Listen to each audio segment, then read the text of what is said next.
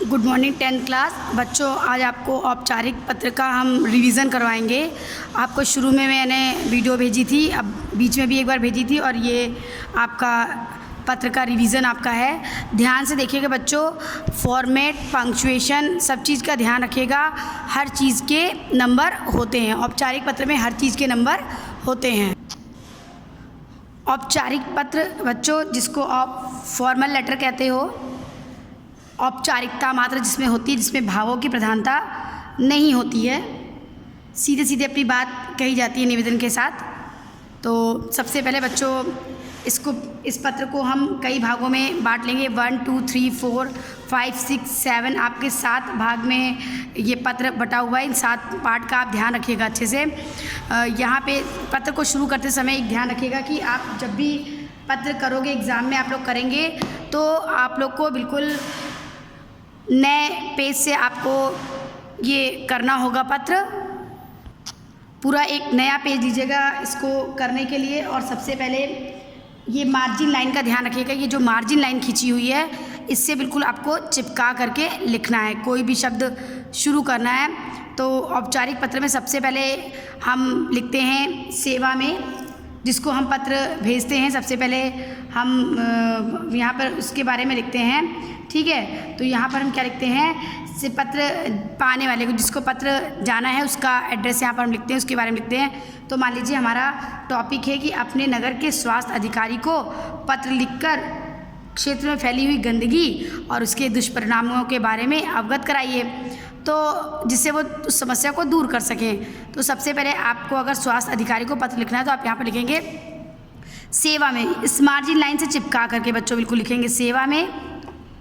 किसको पत्र लिखना है, स्वास्थ्य अधिकारी, ध्यान रखिएगा, कॉमा, किस विभाग में जा रहा है, नगर निगम, कॉमा, नगर निगम कहाँ का है, लखनऊ का, लखनऊ लिख करके पूर्ण विराम, और यहाँ पर बच्चों पिन कोड भी आप डाल दीजिएगा।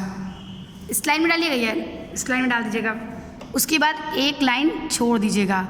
एक लाइन छोड़ने के बाद आप डालेंगे विषय। आपका विषय क्या है, किस संबंध में आपको पत्र लिखना है, क्योंकि बच्चों ये औपचारिक पत्र है तो कोई आपका परिवार का सदस्य तो बैठा नहीं है वहाँ पढ़ने के लिए, कोई अधिकारी ही पढ़ेगा और उसे आपकी भावना से मतलब नहीं है, वो काम देखेगा। तो विषय जब आप डालेंगे तो सबसे पहले उसकी नज़र विषय पर जाएगी।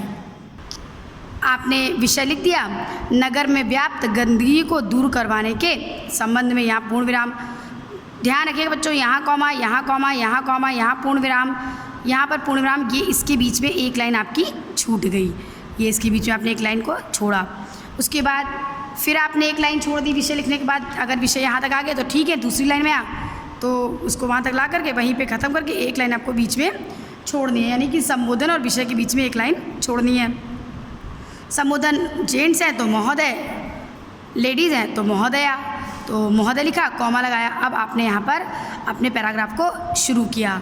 तो सबसे पहले आपने संबोधन दिया महोदय, उसके बाद आपने लिख दिया कि विनम्र निवेदन या सविनय निवेदन यह है कि, यहाँ से आप शुरू करेंगे। विनम्र निवेदन या सविनय निवेदन से आप शुरू करेंगे कि अभी मैंने बोला कि आपका टॉपिक अगर है कि अपने नगर के स्वास्थ्य अधिकारी को पत्र लिखकर चारों ओर व्याप्त गंदगी और उसके दुष्परिणाम के बारे में आपको बताना है और उस गंदगी को दूर करवाने के लिए उनसे निवेदन करना है। तो आपने लिखा कि इसमें, इस पैराग्राफ में आप यहीं से बच्चों बिल्कुल मार्जिन लाइन से ध्यान रखिएगा, चिपक करके यहीं से आप शुरू करेंगे। आप लिखेंगे विनम्र निवेदन यह है कि मैं इस क्षेत्र का निवासी हूँ, मेरे मतलब जहाँ पे भी मैं, कहीं भी मैं रहता, पहले ये क्षेत्र बहुत साफ़ सुथरा माना जाता था, लेकिन अब यहाँ की स्थिति बहुत शोचनीय हो गई है। मतलब जैसे आपको लिखना हो कि जगह जगह गंदगी के ढेर लगे हुए हैं, इस गंदगी में घरेलू चीज़ें या आसपास कोई उद्योग स्थित है या अस्पताल है, उसकी गंदगी फेंकी जा रही है, जिससे विषैले रसायन उत्पन्न हो रहे हैं, सीवरेज की सफाई नहीं होती है, अपशिष्ट पदार्थों को लोग इधर उधर फेंक देते हैं।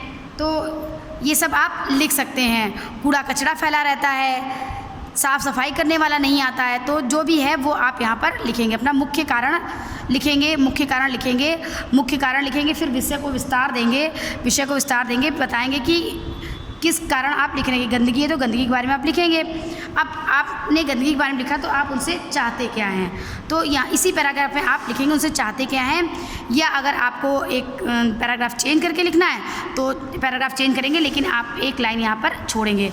विषय विस्तार अब आपका हो गया। अब आप चाहते क्या हैं, तो आप पहले उनको बताइए कि मतलब पूरी बातें आपने बता दी कि गंदगी फैली रहती है और ये भी बताइए कि इससे हमारा धरती का सौंदर्य बिगड़ रहा है, सौंदर्य बहुत खंडित हो रहा है, विभिन्न प्रकार की बीमारियां फैल रही हैं, हैजा फैल रहा है, मलेरिया फैल रहा है, डेंगू, पीलिया जैसे भयानक रोग फैल रहे हैं और आगे भविष्य में उनके और भी फैलने की आशंका है। यहाँ से निकलना मुश्किल हो गया। तो जो भी आपको मतलब समझ में आता है बहुत अच्छे से लेटर लिखिएगा कि इतनी दुर्गंध है कि निकलना मुश्किल हो जाता है, बीमारी का ये सब घर है, इतना लिखिएगा। और अब आप उनसे चाहते क्या हैं वो आप लास्ट पैराग्राफ पे, अगर ये यहाँ पे ख़त्म होगा तो इसको यहीं पे ख़त्म करके एक लाइन स्किप करके आप चाहते क्या हैं ये लिख दीजिएगा कि आपसे, या उसको अंतिम अनुच्छेद में मान सकते हैं। विस्तार करके तो अंतिम अनुच्छेद में आप ये लिख दीजिएगा कि आपसे अनुरोध है कि नगर में सफाई का विशेष रूप से निरीक्षण किया जाए और इन ढेरों को तुरंत हटवाया जाए।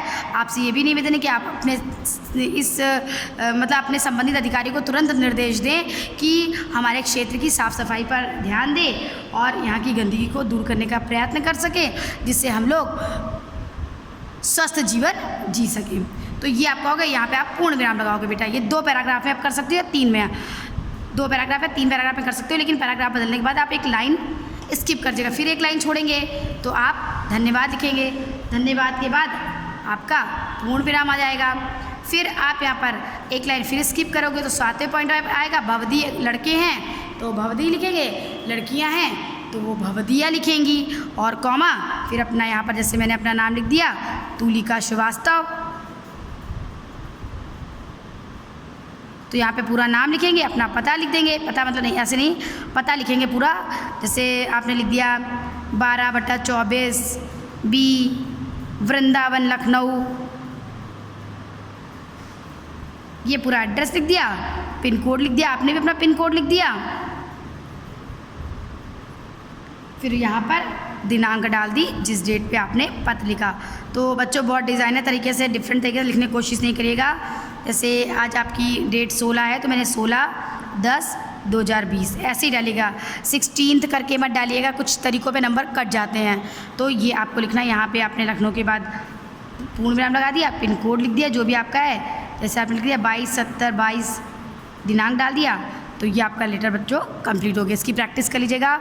मार्जिन लाइन का ध्यान रखिएगा। पहले में जिसको आप पत्र लिख रहे हैं वो ध्यान रखिएगा, दूसरे में विषय लिखेंगे, तीसरे में संबोधन लिखेंगे, चौथे में आपका विषय विस्तार होगा, मुख्य कारण आप चाहते क्या हैं, फिर एक 5वां अंतिम अनुच्छेद आएगा।